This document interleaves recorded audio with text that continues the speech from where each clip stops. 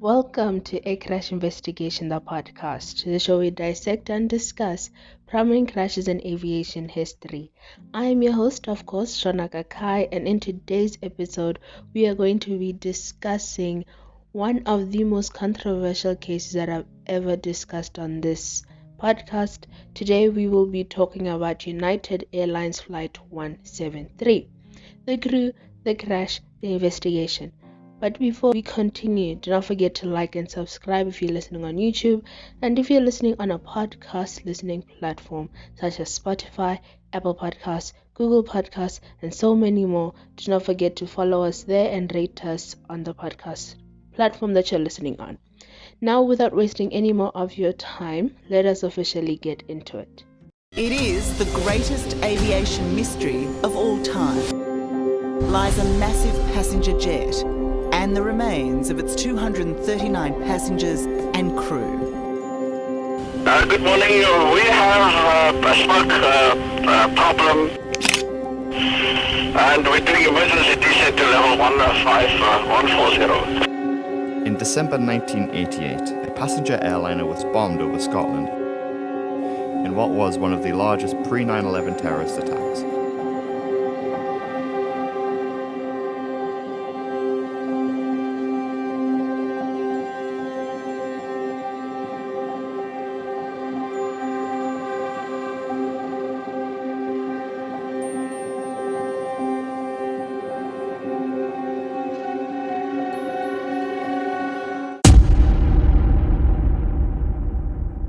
United Airlines Flight 173 was a scheduled flight for the 28th of December 1978.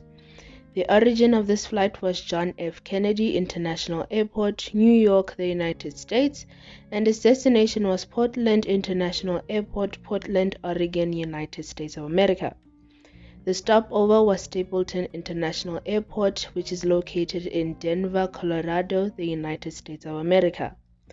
The airplane used was the McDonnell Douglas DC-8, and the call sign for this flight was United 173 Heavy. The crew. The captain of this flight was Melbourne A. McBroom, who was 52 years old at the time of the crash. He was hired by United Airlines on the 1st of May 1951. On the 1st of July 1959, McBroom finally became a captain on the DC-8. In total, he had obtained 27,638 flight hours with 5,517 flight hours as a captain on the DC-8. He was qualified to fly the DC-8 and the Boeing 727.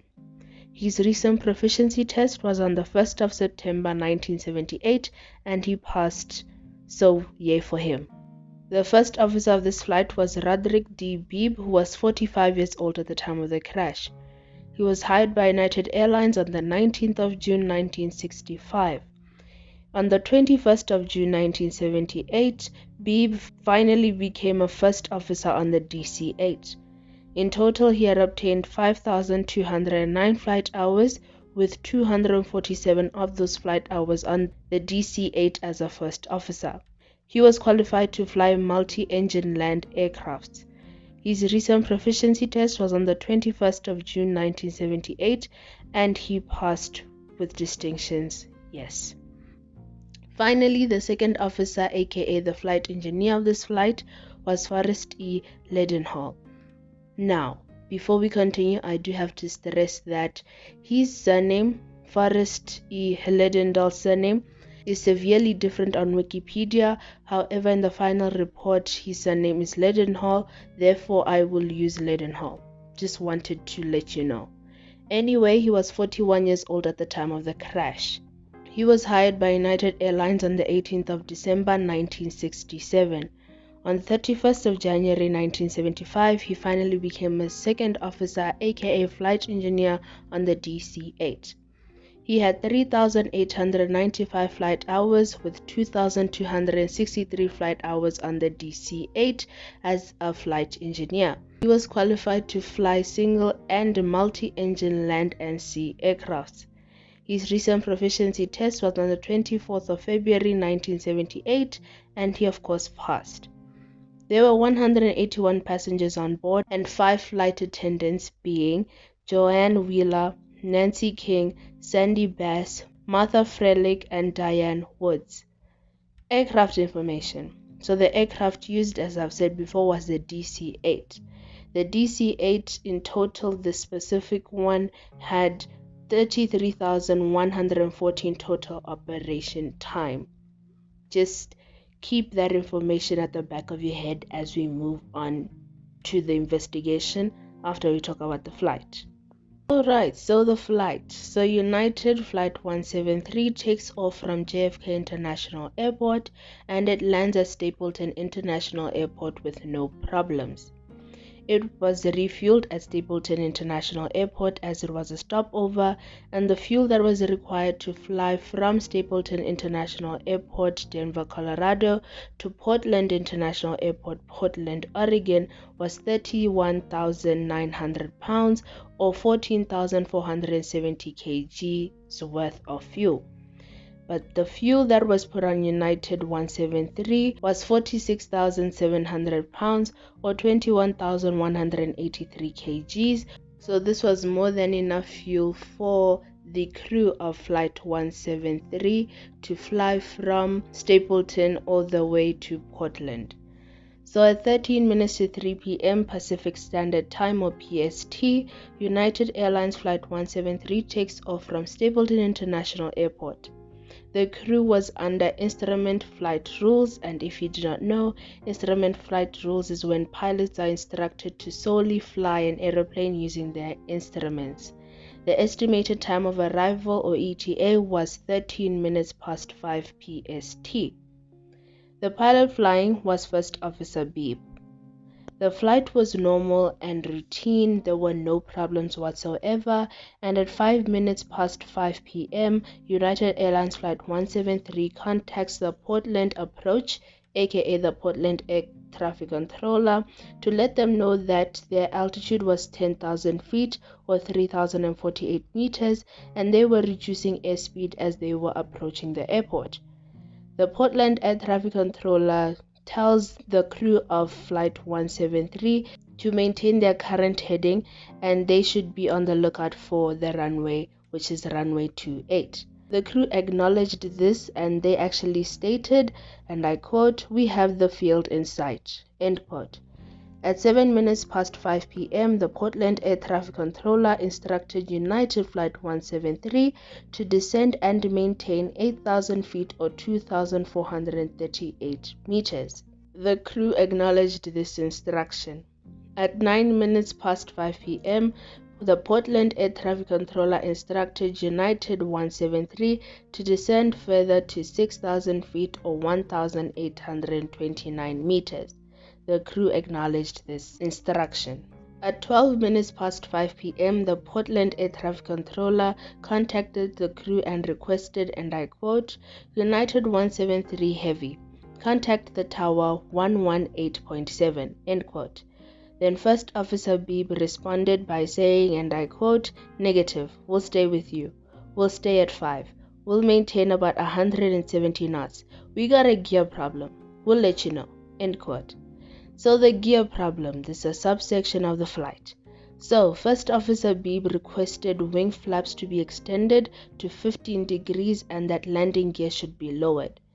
Captain McBroom complied to these requests, and the extending of the landing gear, which comes from Captain McBroom himself with a post-crash interview, he said, and I quote, "It was noticeably unusual and I feel it seemed to go down more rapidly. As it is my recollection, it was a thump in sound and feel. I don't recall getting the red and transistent gear door light. The thump was much out of the ordinary for this aeroplane. It was noticeably different, and we got the nose gear green light, but no other lights," end quote. This is a major problem. At 14 minutes past 5 p.m., the Portland Air Traffic Controller responded to the gear problem that First Officer Beebe was mentioning, and the Portland Air Traffic Controller said, and I quote, "United 173 Heavy, turn left heading 100, and I'll just orbit you out there till you get your problem," end quote. United Flight 173 was put into a holding pattern at 5,000 feet or 1,524 meters above the ground. The crew at this point was strategizing and troubleshooting their landing gear problem. At 22 minutes to 6 p.m., United Flight 173 contacted the United Airlines System Line Maintenance Control Center in San Francisco, California. The DC-8 at this point had 7,000 pounds or 3,175 kgs worth of fuel. Captain McBroom wanted to hold for 15 to 20 minutes, and he decided to try and prepare for emergency descent and evacuation. At 16 minutes to 6 p.m. PST, the Maintenance Control Center said, and I quote, "Okay, United 173, you estimate that you'll make a landing about 5 minutes past the hour. Is that okay?" End quote. Captain McBroom responds by saying, and I quote, "Yeah, that's good, ballpark. I'm not gonna hurry the girls. We got about 165 people on board, and we want to take our time and get everybody ready, then we'll go. It's clear as a bell and no problem." End quote. But there was a problem. Moving on. From 16 minutes to 6 p.m. to a quarter to 6 p.m., the crew was discussing amongst themselves and the flight attendants about preparing the cabin for emergency landing. Now moving back a little bit, at 16 minutes to 6 p.m. PST, First Officer Beebe asked Flight Engineer Leadenhall, and I quote, "How much fuel we got?" Flight Engineer Leadenhall responds by saying, and I quote, 5,000, end quote. He meant 5,000 pounds, which is the equivalent of 2,268 kgs. United Flight 173 was 13 nautical miles, 15 miles or 24 kilometers away from the airport at this point. At 9 minutes to 6 p.m. PST, Captain McBroom decides to tell Flight Engineer Leadenhall to contact United Airlines' representatives in Portland, Oregon to let them know about their situation and to tell them that they will be landing with 4,000 pounds or 1,814 kgs worth of fuel. At 5 minutes to 6 p.m., the amount of fuel in both tanks was 3,000 pounds or 1,361 kgs. That is a problem. At 3 minutes to 6 p.m., Captain McBroom tells Flight Engineer Leadenhall to, and I quote, "kinda see how things are going," end quote, in terms of preparing the cabin for emergency landing. At 1 minute past 6 p.m., Flight Engineer Leadenhall returns and he says that the cabin would be ready in, and I quote, "another 2 to 3 minutes," end quote. Please keep in mind that they are still in a holding pattern and they're just circling the airport. At 2 minutes past 6 p.m., the Portland Air Traffic Controller contacts United Flight 173 and asks for an update. First Officer Beebe says, and I quote, "Yeah, we have an indication our gear is abnormal. It will be our intention in about 5 minutes to land on 28 left. We would like the equipment standing by. Our indications are the gear is down and locked. We have got our people prepared for an evacuation in the event that should become necessary," end quote. At 3 minutes past 6 p.m., the Portland Air Traffic Controller asks when they'll start descent, because they are losing fuel. And Captain McBroom says, and I quote, "They have about finished in the cabin. I'd guess about another 3, 4, 5 minutes, end quote. The fuel at this point was 3,000 pounds or 1,361 kgs, but of course it was depleting fast and they needed to land. The 3 minutes after the Portland Air Traffic Controller asked when they'll start descent, the crew was talking about checking the landing gear warning and to check whether or not spoilers and anti-skid would work. At 6 minutes past 6 p.m., the flight attendant entered the cockpit and told the crew that the cabin was now ready for emergency landing. Captain McBroom finally responded by saying, and I quote, "Okay, we are going to go in now. We should be landing in about 5 minutes, end quote. Now, as soon as Captain McBroom said that statement, First Officer Beebe said, and I quote, "I think you just lost number 4, end quote. First Officer Beebe repeated the same thing, "We are going to lose an engine," end quote. Captain McBroom kept on asking why, and First Officer Beebe repeated, "We are losing an engine." Finally, First Officer Beebe said, "The reason why we are losing an engine is because of fuel."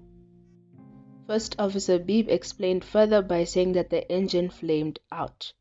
At 7 minutes past 6 p.m. PST, Captain McBroom called the Portland air traffic controller and told the air traffic controller that they, and I quote, would like clearance for an approach into 28 left now, end quote. The Portland air traffic controller acknowledged, and at 9 minutes past 6 p.m., Captain McBroom told the Portland air traffic controller, and I quote, United 73 is going to turn towards the airport and come on in, end quote. At this point, United Flight 173 was on approach to runway 28 left. At 13 minutes past 6 p.m., flight engineer Leadenhall expressed, and I quote, we just lost 2 engines, 1 and 2, end quote. Captain McBroom said, and I quote, they're all going, we can't make Toutdale, end quote, and he added, okay, declare Mayday. First Officer Beebe did just that by saying, and I quote, Portland Tower United 173 Heavy, Mayday. The engines are flaming out. We are going down. We are going down. We are not going to be able to make it to the airport, end quote. At 6:15 PST, United Airlines Flight 173, and I quote, crashed into a wooded section of a populated area of suburban Portland about 6 nautical miles, 7 miles, or 11 kilometers southeast of the airport. No fire was started. Unfortunately, 2 crew members, those 2 crew members being flight engineer Leadenhall and flight attendant Joanne Wheeler, and 8 other passengers were killed in this crash. 23 people were seriously injured. The investigation.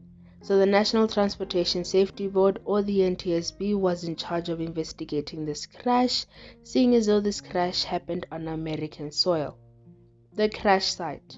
So here I am going to be reading an extract from the final report that heavily describes the crash site. It just makes sense way better than what I would have said. So here we go, and I quote, the aircraft first struck 2 trees about 100 feet or 30 meters above the ground. These trees were about 1,554 feet or 474 meters from the point where the wreckage came to a rest. About 400 feet or 122 meters farther, the right wing struck a tree about 45 feet or 14 meters above the ground. The fuselage from about the 5th row of passenger seats forward sustained severe extensive impact damage in a generally rearward direction. The lower left side of the fuselage between the 4th and 6th rows of passenger seats and below window level had been torn away. The remainder of the underside of the fuselage sustained heavy damage from contact with severe large trees and tree stumps. All 4 engines were inspected and found to be capable of operation. None showed signs of rotation at impact, end quote. So I just have to add that the last sentence of what I just read is incredibly weird, and maybe something was wrong with the fuel. The survival aspect. So the investigators concluded that this accident was partially survivable, and I quote, all of the passengers who were killed had been located on the right side of the cabin. That section of the aircraft was destroyed during the accident sequence, end quote. The fuel systems. So a broken piston rod of the right main landing gear was sent for meteorological lab tests in Washington, D.C. These are the results, and I quote, the examination showed that the primary cause of the separation of the rod was severe corrosion caused by moisture onto the mating threads of both components. As a result of the corrosion, the joint was weakened to such an extent that only a comparatively low tensile load was required to pull the rod end out of the piston rod, end quote, meaning that the landing gear was faulty due to corrosion of the piston rod. The fuel indicators also showed that there was no fuel in the tanks. How was this not seen by the pilots? Well, because of pilot error. So the responsibility of the crew, according to the United Airlines' Flight Operations Manual, reads as follows, and I quote, except as otherwise specifically directed by the captain, All crew members noting a departure from prescribed procedures and safe practices should immediately advise the captain so that he is aware of and understands the particular situation and may take appropriate action, end quote. So, Captain McBroom was advised by the first officer and the flight engineer that there was something wrong with the fueling system. Correct, but he was only told kind of submissively. And to add on to that, Captain McBroom stalled in acting on the fuel problem until they actually ran out of fuel in the sky, which thus led to this crash. So the findings, they read as follows, and I quote: the flight crew was properly certificated and qualified for the flight. Number 2, except for the failure of the piston rod on the right main landing gear retract cylinder assembly with the resulting damage to the landing gear position indicating system switch, there was no evidence of a failure or malfunction of the aircraft's structure, power plants, flight controls, or systems. Number 3, all of the aircraft's engines flamed out because of fuel exhaustion about 6:15 p.m., 3 minutes after it entered into hold and 3 hours 27 minutes after it departed Denver. Number 4, fuel exhaustion was predictable. The crew failed to equate the fuel remaining with time and distance from the airport. Number 5, evidence indicates that the fuel quantity indicating system, or our favorite system, FQIS, accurately indicated fuel quantity to the crew. Number 6, the captain failed to make decisive, timely decisions. Number 7, the captain failed to relate time, distance, and the aircraft's fuel state, as his attention was directed completely towards the diagnosis of the gear problem and preparation of the passengers for an emergency landing. And finally, number 8, neither the first officer nor the flight engineer conveyed any concern about fuel exhaustion to the captain until the accident was inevitable, end quote. So the probable cause of this crash. The National Transportation Safety Board determined that the probable cause of this accident was the failure of the captain to monitor properly the aircraft's fuel state and to properly respond to the low fuel state and the crew members' advisories regarding the fuel state. This resulted in fuel exhaustion to all engines. His inattention resulted from preoccupation with a landing gear malfunction and preparations for a possible landing emergency, end quote. So essentially, Captain McBroom had trouble delegating tasks to his co-pilots. Furthermore, and I quote, contributing to the accident was the failure of the other 2 flight crew members either to fully comprehend the criticality of the fuel state or to successfully communicate their concern to the captain, end quote. And I'd just like to add that the final report, from what I read, the final report considers this accident as pilot error, but in my opinion, it should be considered pilot error and maintenance error. Maintenance error being the contributing cause or the contributing factor, and pilot error being the main cause. Reason being that the maintenance error was basically the failure of the piston rod of the landing gear due to corrosion. This eventually led to the misjudgment of the captain and thus this accident happening. So the recommendations set out by the NTSB to the Federal Aviation Administration, or the FAA, they read as follows, and I quote, issue an operations alert bulletin to have FAA inspectors assure that crew training stresses differences in fuel quantity measuring instruments and that crew flying with a new system are made aware of the possibility of misinterpretation of gauge readings. And issue an operations bulletin to all air carrier operations inspectors directing them to urge their assigned operators to ensure that their flight crews are indoctrinated in principles of flight deck resource management with particular emphasis on the merits of participative management for captains and assertiveness training for all other cockpit crew members, end quote.